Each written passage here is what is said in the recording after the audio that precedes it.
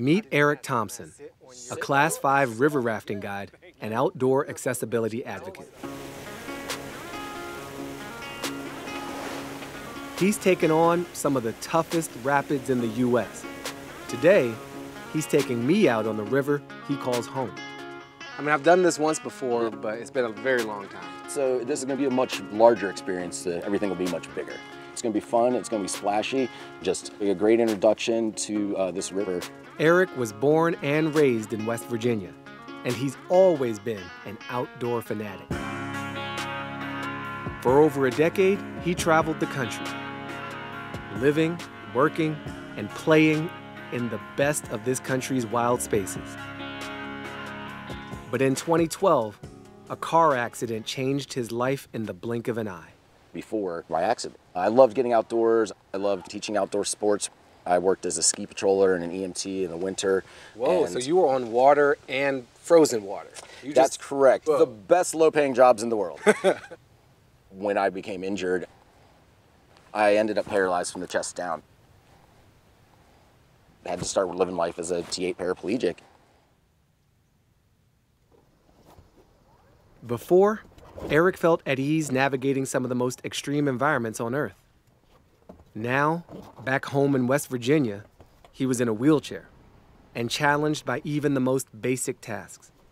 I had a whole new world of accessibility issues opened up to me. And so first things first, like figuring out what type of equipment works for everyday life, just for, shopping, how do you reach top shelves? You can't.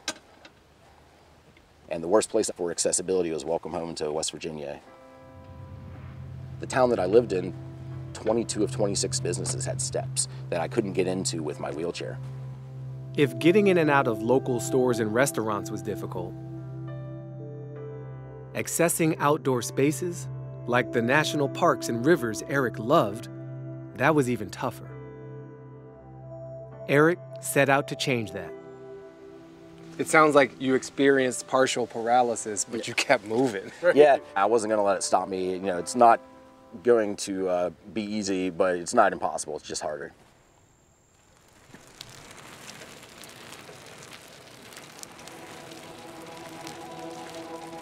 While there were some outdoor activities Eric loved that were already adaptive, getting back on the rapids wasn't as straightforward. Those vehicles that I used to use and love getting out on, none of that worked for my situation after I was paralyzed. I'd either be cargo or I wasn't going to be able to paddle effectively. Describe what you mean when you say you'd be cargo. You could sit on the floor, you could watch, you could get splashed. That's a lot of fun, but it's more fun if we can just paddle effectively. So I had to figure out a different way to do that. And that led me to being connected with the people from Creature Crafts. And these rafts are made for extreme whitewater and rescue, where you just really do not want to swim. With the help of all of my friends, we brainstormed, modified it. So this was the first boat that I got in and tried. And the second that I got in, we knew game on. This was going to work. And this allows me to run Class 5 plus whitewater solo by myself. Okay, let's get on down to the river. What am I doing? The original raft was designed like an inflatable roll cage to keep someone completely out of the water in the event it tips over. You hand me those orders in a second.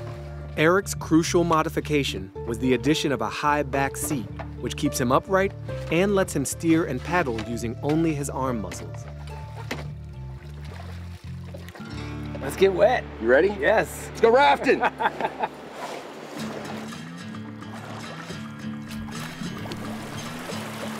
Okay, that's a drop.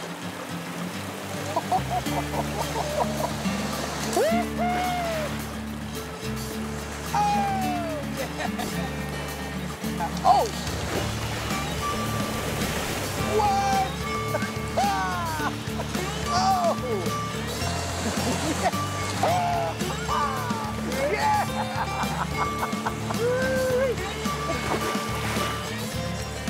My man, give me some love. Yeah. So this is why you do it? This is why I do it. This is our first step up, and we got a lot more to go. What does it do for you being so close to nature like this? Just puts me at peace, really. A little bit of quiet, chill, but also get a little excitement. A lot of times we were dancing at the river. Dancing with the river. Yep. I love that. It's kind of romantic. Sometimes that dance is a ballet. We're gonna get a little bit of splash. Yeah!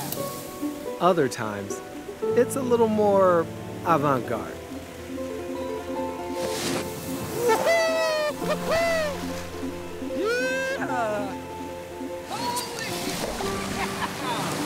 There we go. Either way, it's a dance that Eric wants everyone to be able to enjoy as much as he does. I love my life! That's why in 2013, Eric started a nonprofit adaptability business to help increase disability access to national parks around the country. The largest minority in the United States are people with disabilities, both in West Virginia and across the U.S. Yeah.